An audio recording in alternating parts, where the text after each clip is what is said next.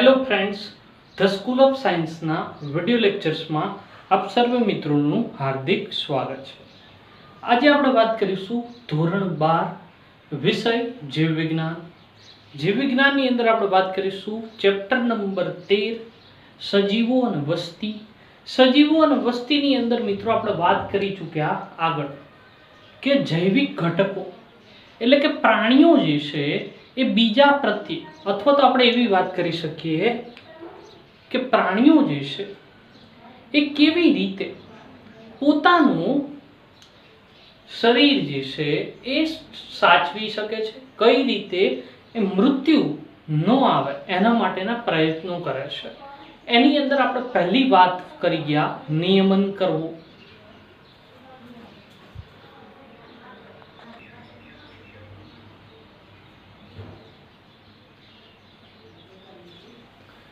પહેલી વાતચીત આપણે કરી ચૂક્યા નિયમન કરવું. બીજી વાતચીત આપણે કરી ચૂક્યા અનુકૂલન કેળવવું. ત્રીજી વાત આપણે કરી ચૂક્યા કે કઈ રીતે એ સ્થળાંતર કરીને પોતાનું જીવન ચલાવે છે. ચોથી આપણે વાતચીત આજે આપણે કરીશું એ છે મુલતવી રાખવું. કેવી રીતે પ્રાણીઓ જે છે, વનસ્પતિઓ છે, આ બધા મુલતવી રાખીને પોતાનું જીવન ચક્ર કેવી રીતે આગળ ચાલે તેના માટેના પ્રયત્નો કરે છે તેમના વિશે વાત કરી. સૌ પ્રથમ મિત્રો અહીંયા શબ્દ સમજવાનો છે મુલતવી રાખવું. મુલતવી રાખવું એટલે કે થોડાક સમય માટે કોઈ પણ પ્રક્રિયાને અટકાવવી. શું કરવું? કોઈ પણ પ્રક્રિયાને અટકાવવી. હવે અહીંયા આપણે જોઈએ કે બેક્ટેરિયા કોણ? તો કે બેક્ટેરિયા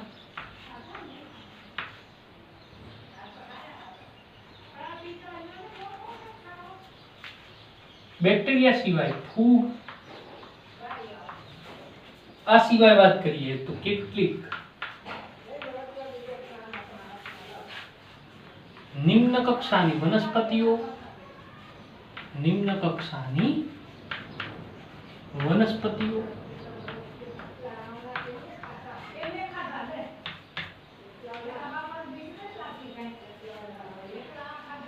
બીજાણુ સર્જે. શું સર્જે? બીજાણુ સર્જે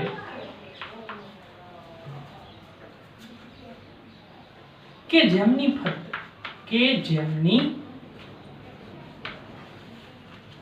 ફરતે એવા બીજાણુ સર્જે કે જેમની ફરતે મિત્રો જાડી દીવાલ આવેલી અથવા તો જાડી દીવાલ આવેલી હોય છે.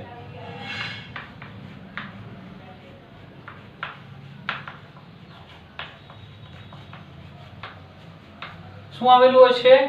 બેક્ટેરિયા, ફૂગ અથવા તો કેટલીક નિમ્ન કક્ષાની વનસ્પતિઓ બીજાણુ સર્જે કે જેમની ફરતે જાડી દીવાલ આવેલી હોય છે. આની મદદથી શું થશે કે જ્યારે વિપરીત પરિસ્થિતિ હશે, એ વિપરીત પરિસ્થિતિમાં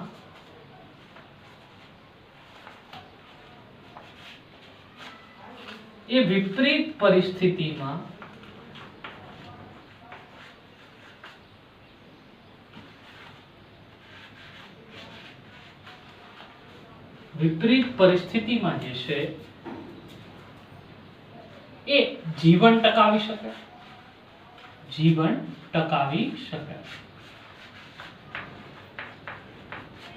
હવે બીજી વાત કરીએ. વિપરીત પરિસ્થિતિમાં શું કરી શકે? જીવન ટકાવી શકે. હવે બીજી વસ્તુ કે વિપરીત પરિસ્થિતિ કેવી હોય તો કે પહેલું જલ શુષ્કન હોય, પાણીની પ્રાપ્યતા ઓછી હોય, બીજી વસ્તુ કે તાપમાન બરાબર ન હોય, આ સિવાય ઋતુ અનુકૂળ ન હોય. આ બધી જે છે પરિસ્થિતિ છે કે જે પરિસ્થિતિની અંદર પ્રાણીઓ અથવા તો વનસ્પતિઓ જે છે પોતાની જે પણ કઈ પ્રોડક્ટ છે અથવા તો પોતાને મુલતવી રાખે છે. આ પરિસ્થિતિમાં જલ શુષ્કન, તાપમાન, ઋતુ સંબંધિત ફેરફારો, આ બધાને કારણે જે છે એ મુલતવાની પ્રોસેસ થાય છે. હવે આ જ પરિસ્થિતિમાં બેક્ટેરિયા, ફૂગ અને નિમ્ન કક્ષાની વનસ્પતિના બીજાણુઓની અંદર કે જે જાડી દિવાલ ધરાવે છે, આ બીજાણુ અનુકૂળ પરિસ્થિતિ મળતા, કેવી પરિસ્થિતિ મળતા? અનુકૂળ પરિસ્થિતિ મળતા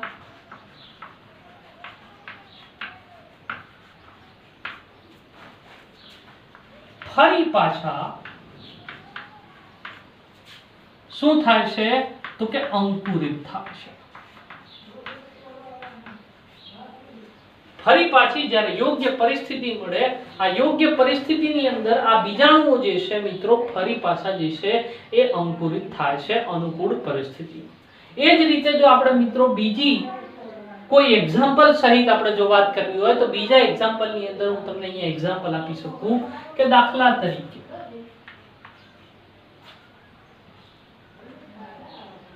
કે વનસ્પતિ અથવા તો આપણે એવું કહીએ કે ઉચ્ચ કક્ષાની વનસ્પતિ. ઉચ્ચ કક્ષાની વનસ્પતિમાં મિત્રો કોનો સમાવેશ થાય? તો કે આવૃત બીજધારી અને અનાવૃત બીજધારી વનસ્પતિઓનો ઉચ્ચ કક્ષાની વનસ્પતિઓમાં સમાવેશ થાય. આ ઉચ્ચ કક્ષાની વનસ્પતિઓ, આ ઉચ્ચ કક્ષાની વનસ્પતિમાં શું થાય? તો કે બીજ અને વનસ્પતિ ની કેટલીક અવસ્થા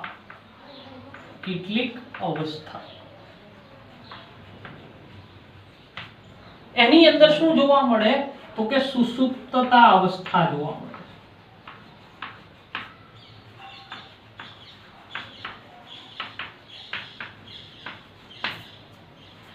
ફરી પાછું જ્યારે અનુકૂળ વાતાવરણ મળે, ફરી જ્યારે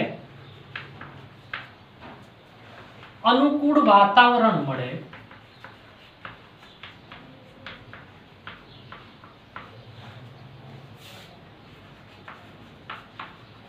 ત્યારે તેમાંથી નવો છોડ વિકસે છે.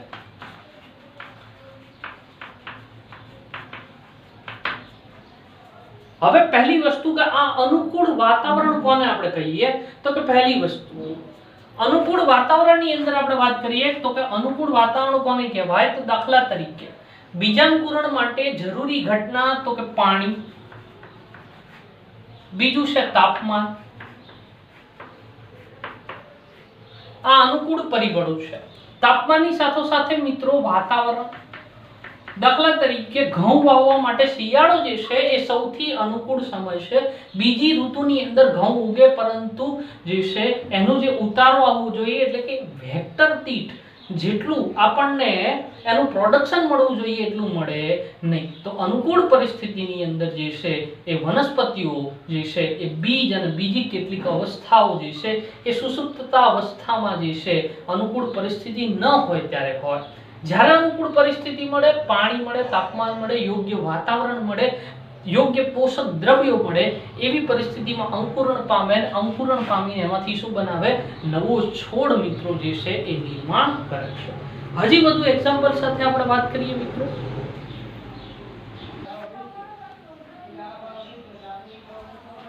હવે મિત્રો આપણે વાત કરીએ દાખલા તરીકે વનસ્પતિના બીજ. કોના બીજ?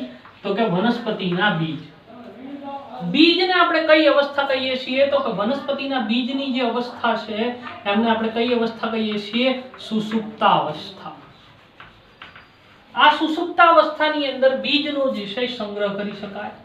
બીજનો શું કરી શકાય? તો કે સંગ્રહ જે છે એ કરી શકાય. અને મોટે ભાગે આપણે બીજને સુષુપ્ત અવસ્થાની અંદર જે છે મિત્રો જાળવી રાખીએ છીએ. હવે બીજ ક્યારે સુષુપ્ત રહી શકે એના વિશેની વાત કરીએ તો કે સુષુપ્ત અવસ્થા એટલે એવી અવસ્થા કે જે દરમિયાન ચયાપચયનો દર કેવો હોય? તો કે ખૂબ જ ધીમો હોય. ખૂબ જ ધીમો છે. બીજી વસ્તુ વિશે વાત કરીએ તો કે વનસ્પતિના કોઈ પણ વનસ્પતિના બીજ હોય જ્યારે સુષુપ્ત અવસ્થામાં હોય, ગોડાઉનની અંદર ભરેલા હોય અથવા તો બીજી કોઈ પણ અન્ય જગ્યાએ આપણે રાખ્યા હોય એવી પરિસ્થિતિમાં શું થશે? તો કે બીજની અંદર કોઈ પણ બીજ જે છે એની અંદર ABA એટલે કે એબ્સિસિક એસિડ કોણ એબ્સિસિક એસિડ એનું પ્રમાણ કેવું તો કે એમનું વધુ પ્રમાણ જ્યારે બીજી આપણે વાત કરીએ તો એબ્સિસિક એસિડ ની સાથે સાથે મિત્રો એની અંદર જીબ્રેલિન અને ઓક્સિન નું પ્રમાણ કેવું હોય તો કે આ બંનેનું પ્રમાણ જે છે એ નીચું હશે એ કયા બીજમાં તો કે જે બીજ બીજાંકુરણ પામેલ નથી સુષુપ્ત અવસ્થામાં છે એવા બીજમાં એબ્સિસિક એસિડનું પ્રમાણ વધુ જીબ્રેલિન્સ અને ઓક્સિનનું પ્રમાણ જે છે એ ખૂબ જ ઊંચું મિત્રો હવે આ જ પરિસ્થિતિમાં દાખલા તરીકે બીજાંકુરણ થાય શું થાય બીજાંકુરણ ક્યારે થશે તો કે બીજાંકુરણની ઘટના ત્યારે શક્ય બનશે કે જ્યારે એની અંદર ABA નું પ્રમાણ કેવું હોય વધુ હોય એમની સાથે સાથે કોનું પ્રમાણ વધે તો કે જીબ્રેલિન્સ અને ઓક્સિન્સ નું પ્રમાણ જ્યારે વધુ થાય એ જીબ્રેલિન્સ અને ઓક્સિન નું પ્રમાણ વધુ થાય એવી પરિસ્થિતિની અંદર જે છે એ બીજાંકુરણની ઘટના શક્ય બને પહેલી વસ્તુ મિત્રો સમજજો એબ્સિસિક એસિડ શું છે તો કે વૃદ્ધિ અવરોધક છે શું છે વૃદ્ધિ અવરોધક છે અને આ બંને જે છે જીબ્રેલિન્સ અને ઓક્સિન્સ એટલે કે GA અને ઓક્સિન્સ જે છે એ શું છે તો કે વૃદ્ધિ પ્રેરક છે આ વસ્તુ જે છે મિત્રો તમે આગળ પણ જે છે એ ભણી ચૂક્યા છો હવે બીજી વસ્તુ અહીંયા સમજજો મિત્રો આને બધાને શું કહેવાય PGRS શું કહેવાય PGRS નો મતલબ થાય પ્રાઇમરી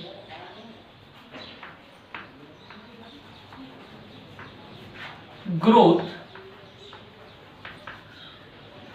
regulators એટલે કે પ્રાઇમરી એટલે પ્રાથમિક કેવા પ્રાથમિક ગ્રોથ એટલે કે વૃદ્ધિ અને રેગ્યુલેટર્સ એટલે કે નિયામકો ઓકે મિત્રો તો આ વાત થઈ વનસ્પતિના સંદર્ભે એમના બીજની અંદર કઈ ચયાપચયની પ્રક્રિયા થાય છે એમના વિશેની આપણે જે છે એ વાત કરી હવે આપણે વાત કરીશું પ્રાણીઓ વિશે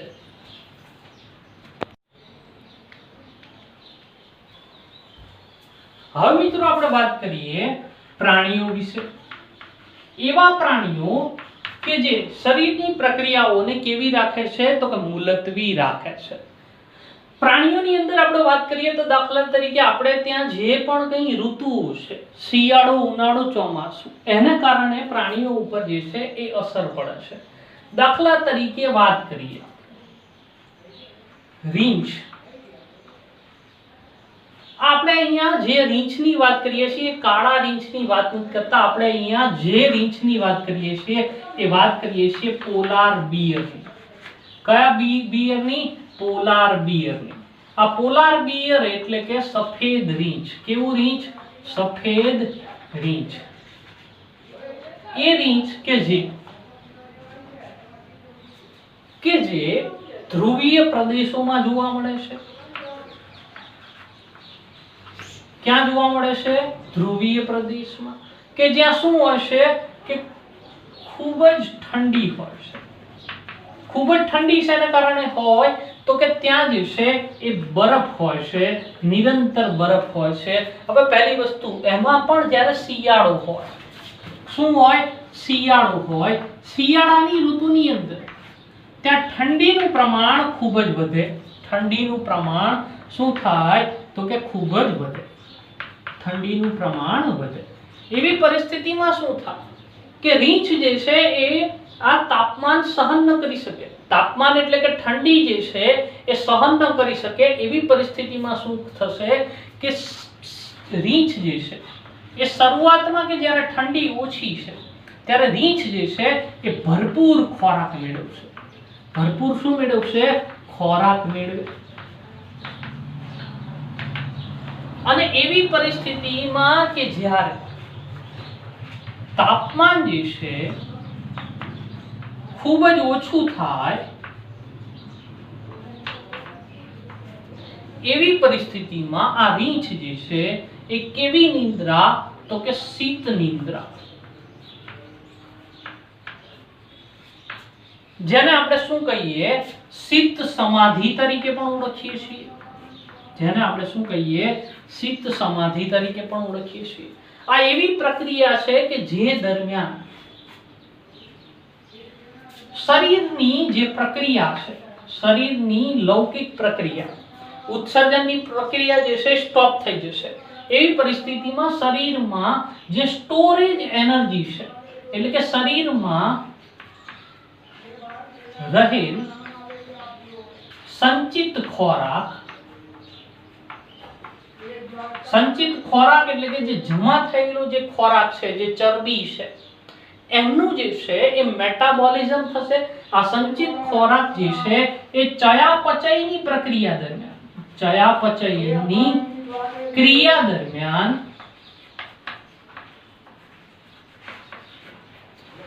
વાપરવામાં આવશે।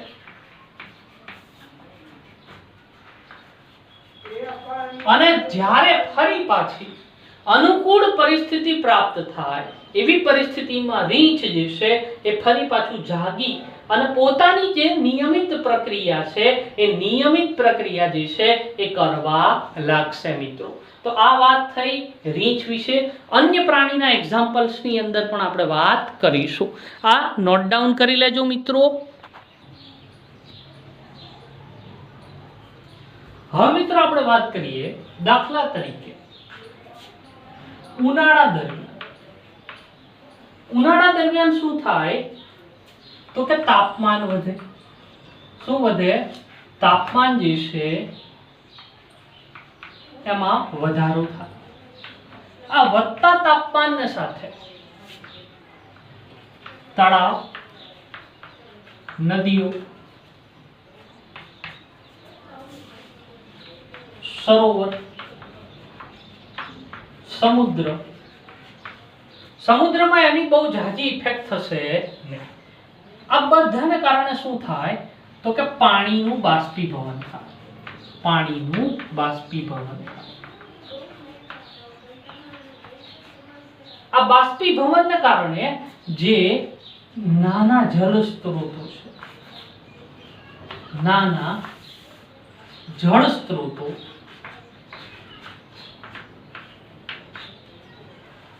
એની અંદર પાણી જે છે એ સુકાઈ જાય।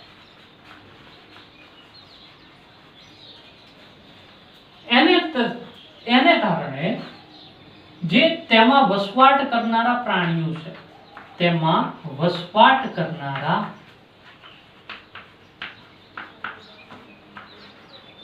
પ્રાણીઓ તેમને ભય ઉભો થાય। તેમને શું ઉભો થાય? ભય થાય। આ ભયને પરિણામ દાખલા તરીકે ગોકળ ગાય,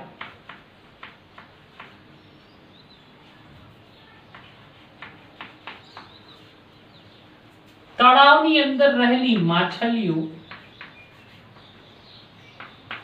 તળાવની અંદર રહેનારા ઉભયજીવી દેડકાઓ, આ જલ શુષ્કનથી બચવા, કોનાથી બચવા? જલ શુષ્કનથી બચવા।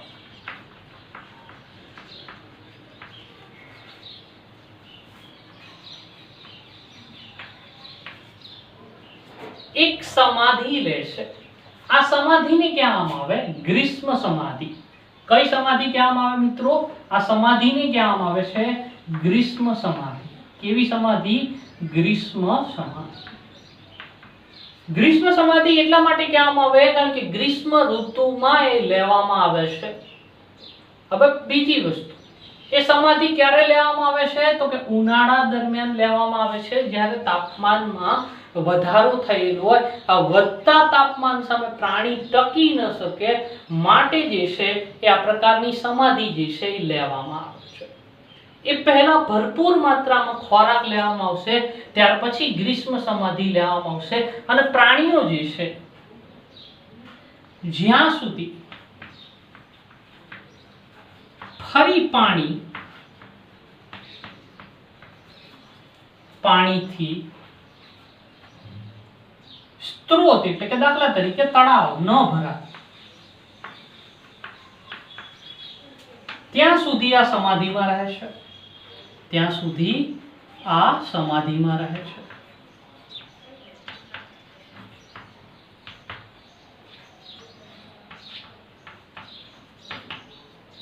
ઓકે મિત્રો, હવે બીજી વસ્તુ, દરેકે દરેક પ્રાણીઓ જે છે એમનું અનુકૂલન અલગ અલગ છે, એમની શરીરની પ્રક્રિયાઓ અલગ છે. આવું જ એક એક્ઝામ્પલ તમે ચેપ્ટર નંબર 1 ની અંદર ભણી ચૂક્યા છો. દાખલા તરીકે અમીબા. અમીબા જે છે પોતાના શરીરની આસપાસ કોષ્ઠન રચે. કોષ્ઠનને આપણે કહીએ સિસ્ટ. શું કહીએ? કોષ્ઠનને આપણે કહીએ સિસ્ટ. આ સિસ્ટ જે છે એ પ્રતિકૂળ પરિસ્થિતિમાં રહેવા માટેનું તેમનું અનુકૂલન છે. જ્યારે અનુકૂળ પરિસ્થિતિ મળશે એ પહેલા અમીબાની અંદર કોષ કેન્દ્ર ઘણી બધી વાર જે છે એ વિભાજન પામી ચૂક્યું છે, અને જ્યારે આ કોષ્ઠન તૂટે એવી પરિસ્થિતિમાં એની અંદરથી જે છે એ હજારોની સંખ્યામાં અમીબા જે છે એ વેરાય છે, કે જેને પરિણામે ઘણા બધા અમીબા સર્જાય છે. તો આ એક પ્રકારની મુલતવી રાખવાની પ્રોસેસ થઈ. આવા તમે ઘણા બધા એક્ઝામ્પલ્સ જે છે એ મુલતવી રાખવા સંબંધિત જે છે એ આપી શકો છો. પ્રાણીઓ પોતે વિપરીત પરિસ્થિતિઓમાંથી બચવા માટે, દાખલા તરીકે પક્ષીઓ સ્થળાંતરણ કરે છે, એ જ રીતે આ બધા પ્રાણીઓ જે છે એ મુલતવી રાખે છે. એવું જ એક એક્ઝામ્પલ મને અહીંયા આપવાનું મન થાય, પ્રાણી પ્લવકો. પ્રાણી પ્લવકો જે છે મિત્રો, બે પ્રકારના પ્લવકો હોય આમ તો. એક તો જે છે જેને આપણે કહીએ વનસ્પતિ પ્લવકો, જેને આપણે કહીએ ફાઇટોપ્લેન્ક્ટોન્સ. ફાઇટોપ્લેન્ક્ટોન્સ એટલા માટે કારણ કે તે પ્રકાશ સંશ્લેષણની પ્રક્રિયા કરનારા છે, એટલા માટે એને કહેવામાં આવે ફાઇટોપ્લેન્ક્ટોન. પ્રાણી પ્લવકો એટલે પ્રાણી જેવા હોય, ખૂબ જ નાના જે છે એ જોવા મળશે, પાણીની અંદર વસવાટ છે. ક્યાં વસવાટ છે? તો કે પાણીમાં વસવાટ છે, પાણીની અંદર વસવાટ કરે છે. પ્રાણી પ્લવકો મિત્રો પ્રકાશ સંશ્લેષણની પ્રક્રિયા કરતા નથી. પ્રાણીસમ પોષણ પદ્ધતિની મદદથી અથવા તો બીજી કોઈ અન્ય પોષણ પદ્ધતિની મદદથી જે છે એ તેઓ વસવાટ કરે છે. આપણા શરીરમાં ક્યારેક ક્યારેક પરોપજીવીઓ સ્વરૂપે પણ જે છે એ આવી જાય છે. આ પ્રાણી પ્લવકો જેને આપણે કહીએ ઝૂપ્લેન્ક્ટોન. કેવા પ્લેન્ક્ટોન? ઝૂપ્લેન્ક્ટોન્સ. આ પ્લેન્ક્ટોન્સ પણ જે છે એ મુલતવી રાખવાની પ્રોસેસમાં જ્યારે તળાવનું પાણી સુકાઈ જાય ત્યારે ત્યાં વસવાટ કરે છે, જમીનમાં ઊંડે ઉતરી જાય છે કે જ્યાં ભેજ છે, અને ફરી પાછા જ્યારે તળાવ વરસાદ થાય ને ભરાઈ જાય ત્યારે ફરી પાછી યોગ્ય જીવન જે છે એ વ્યતીત કરવાની પરિસ્થિતિમાં જે છે એ આગળ વધે છે. તો આ પોઈન્ટ જે છે આટલા બધા, એ દરેક પોઈન્ટ બુકમાં છે એના કરતાં આપણે સવિશેષ વાત કરી છે, તો આ પોઈન્ટ બધા નોંધી લેજો. બીજી વસ્તુ મિત્રો અહીંયા સમજજો, ગ્રીષ્મ સમાધિ. કોઈ પણ પ્રાણી જ્યારે શીત સમાધિ કે ગ્રીષ્મ સમાધિ લે એવી પરિસ્થિતિમાં એમનો હાર્ટ રેટ અથવા તો હૃદય ધબકવાની પ્રક્રિયા જે છે એ કેવી થઈ જાય? તો કે ધીમી થઈ જાય. કેવી થઈ જાય? ધીમી થઈ જાય, ઓછી થઈ જાય. એમની હાર્ટબીટ સ્લો થઈ જાય. શરીરમાં ચાલતી જે પણ કંઈ પ્રક્રિયા છે એ ઓછી થઈ જાય. હવે દાખલા તરીકે હું તમને એક એક્ઝામ્પલ આપું. આપણે રાત્રે 7 થી 8 કલાક સુધી સૂઈએ છીએ. આ સૂવાની પ્રક્રિયા દરમિયાન આપણે લગભગ ક્યારેય જાગી અને નાસ્તો કરતા નથી કે ભોજન ગ્રહણ કરતા નથી. કોઈ રેર કેસમાં એવું થશે. હવે દાખલા તરીકે દિવસ દરમિયાન જ્યારે આપણે કોઈ પણ પ્રક્રિયા કરતા હોય એવી પરિસ્થિતિમાં આપણે વારંવાર ભોજન ગ્રહણ કરીએ છીએ અથવા તો નાસ્તો કરીએ છીએ. એનું કારણ મુખ્ય એટલું જ કે એ પરિસ્થિતિ છે કે જ્યારે આપણે કાર્યરત હોઈએ ત્યારે આપણા શરીરમાં એનર્જી જે છે એમનો વધુમાં વધુ કન્ઝ્યુમ એટલે કે વધુમાં વધુ ઉપયોગ થાય છે. જ્યારે આપણે કાર્ય ન કરતા હોઈએ ત્યારે ઓછી એનર્જી વપરાય છે. માટે એસ્ટિવેશન અને હાઇબરનેશન એટલે કે શીત સમાધિ અને ગ્રીષ્મ સમાધિ દરમિયાન ઊર્જાનો વ્યય ઓછો થાય છે. માટે આ પ્રાણીઓ લાંબા સમય સુધી, મહિનાઓ સુધી, ક્યારેક ક્યારેક દિવસો સુધી, ક્યારેક ક્યારેક કલાકો કે મહિનાઓ સુધી જે છે આવી સમાધિ જે છે એ ચાલતી હોય છે મિત્રો. તો આ વાત થઈ મુલતવી રાખવા વિશે.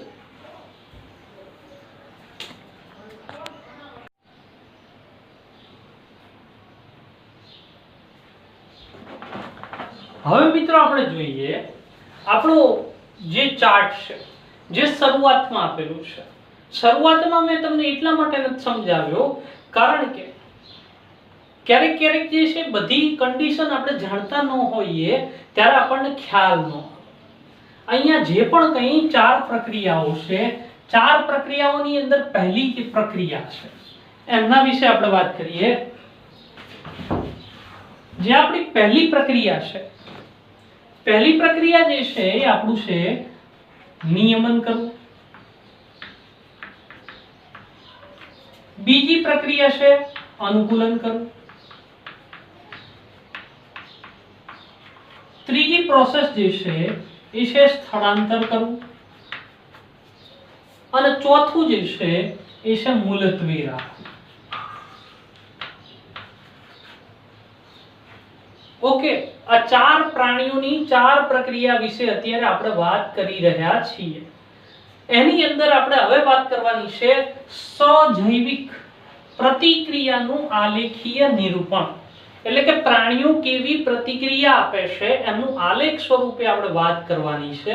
પહેલી વસ્તુ આ જે છે પ્રાણીઓના શરીરનું આંતરિક મેન્ટેનન્સ છે.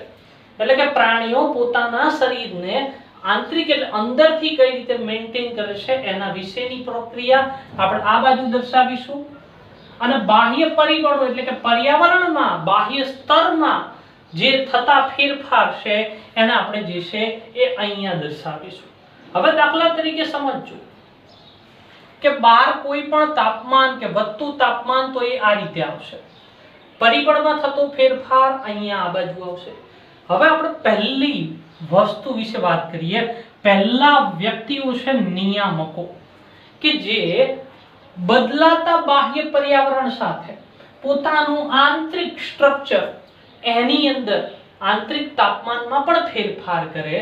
હવે એની અંદર તમે જુઓ બદલાતું પર્યાવરણ એટલે કે જુઓ અહીંયા જે છે અહીંયાથી તમે શરૂ કરો. બદલાતા પર્યાવરણ સાથે તેમના આંતરિક બદલાતું પર્યાવરણ જો જેમ જેમ અહીંયા આગળ જાય એમ એમ પર્યાવરણમાં ગ્રાસ્પિક ચેન્જ આવે એટલે કે ઘણું બધું પરિવર્તન આવે એ અહીંયા બતાવે છે. હવે અને આંતરિક પર્યાવરણ એ અહીંયાથી અહીંયા તમે ગેપ જોઈ શકો કોન્સ્ટન્ટ છે. કારણ કે નિયામકોના શરીરનું આંતરિક તાપમાન 37 ડિગ્રી સેલ્સિયસ જ હોય. એમાં બાહ્ય પર્યાવરણ કે આંતરિક પર્યાવરણ ગમે તેવું હોય એમાં કોઈ પણ પ્રકારનો ફેરફાર ન આવે સિવાય કે દાખલા તરીકે તાવ આવ્યો હોય તો 102 ડિગ્રી તાવ હોય એ વસ્તુ જે છે અલગ છે. પણ સામાન્ય પરિસ્થિતિમાં કે જ્યારે વિપરીત પરિસ્થિતિ ન હોય ત્યારે એમનું ઇન્ટરનલ જે એન્વાયરમેન્ટ છે એ કેટલું રહેશે 37 ડિગ્રી સેલ્સિયસ જ રહેશે. આ એનું એક્ઝામ્પલ આપણને ખબર છે મિત્રો નિયામકોનું એક્ઝામ્પલ છે સસ્તન પ્રાણી કે જેમાં આંતરિક પર્યાવરણમાં કોઈ પણ પ્રકારનું ચેન્જ થતું નથી. અહીંયાથી અહીંયા સુધી તમે જુઓ કોન્સ્ટન્ટ છે, કોઈ જગ્યાએ આડું અવળું નથી. એમાં કોઈ પણ જાતનું પરિવર્તન આવતું નથી. બાહ્ય પર્યાવરણમાં ગમે તેટલો ફેરફાર થાય ઇન્ટરનલ કોઈ પણ ફેરફાર થતો નથી. ઇન્ટરનલ એટલે આંતરિક, એક્સટર્નલ એટલે બાહ્ય. હવે અહીંયા બીજા વાત કરીએ આપણે અનુકૂલન કરવું એટલે કે અનુવર્તીઓ. અહીંયા સમજજો અનુકૂલન કરનારા હોય એને આપણે શું કહીએ અનુવર્તીઓ. હવે તમે અહીંયા જુઓ અહીંયા 0 થી તમે લો કે અહીંયા જેમ જેમ બાહ્ય પર્યાવરણમાં ચેન્જીસ આવે છે એમ એમ આંતરિક પર્યાવરણમાં મોટો ચેન્જીસ આવે છે. જો તમે અહીંયા ચેન્જીસ નાનો બાહ્ય પર્યાવરણમાં તો અહીંયા ચેન્જીસ નાનો. અહીંયા ચેન્જીસ જુઓ અહીંયાથી આટલો થયો મોટો થયો તો અહીંયા પણ કેવો થયો મોટો થયો. એ જ રીતે અહીંયાથી અહીંયા બાહ્યમાં ચેન્જીસ મોટો તો આંતરિકમાં પણ ચેન્જીસ કેવો મોટો. જેમ જેમ બાહ્ય પર્યાવરણમાં ચેન્જ વધતો જશે એમ એમ અનુવર્તીઓ જે છે એ અનુકૂલનની માત્રા વધારતા જશે. ગમે તેમ કરીને તે જીવવા માટેનો એ પ્રયત્ન કરશે.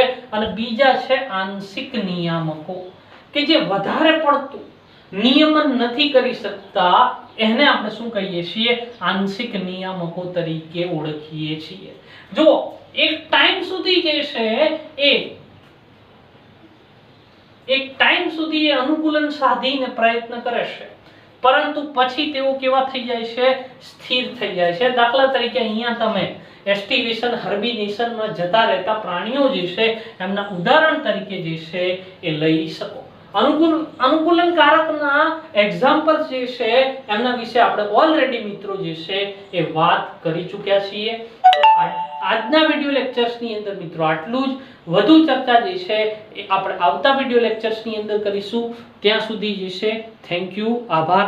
વિડિયો લેક્ચર્સની અંદર જે પણ કઈ વસ્તુ કરાવવામાં આવે મિત્રો એની નોટ બનાવજો, કારણ કે નોટ નહીં બનાવો તો એવા ટોપિક હશે કે જે મિસ થઈ જશે, કે જે NCERT ની અંદર આપેલા હશે નહીં.